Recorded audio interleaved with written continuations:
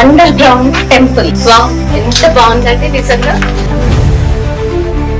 అంటే అప్పుడు ఈ యొక్క మట్టి కోట కింద అంటే ఎవ్రీ కార్నర్ ఇలా 2 కార్నర్స్ కలిసిన చోట ఒక టెంపుల్ ఉండేదన్నమాట.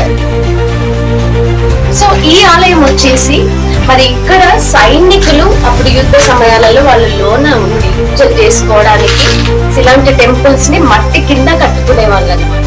మరి చూసారా ఇక్కడ ఈ కమలాల పక్కనే హంసలు, స్వాన్స్.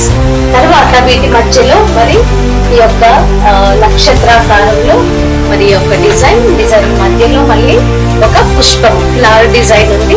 ఆ తర్వాత పైన చూస్తే మరి పంచపాత్ర లాగా మరి వాళ్ళ డిజైన్స్ ఉన్నాయన్నమాట.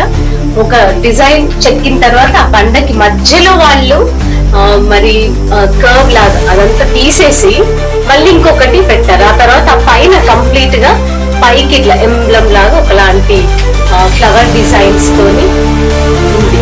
కాకతీయ రాజుల యొక్క అద్భుతమైన కళాశిల్పకాండాలు. కాకతీయులు మోస్ట్ ప్రౌడ్లీ ఇలాంటి డిజైన్స్ ప్రతి ఆలయం మీద మనం ఉండడం చూస్తాం.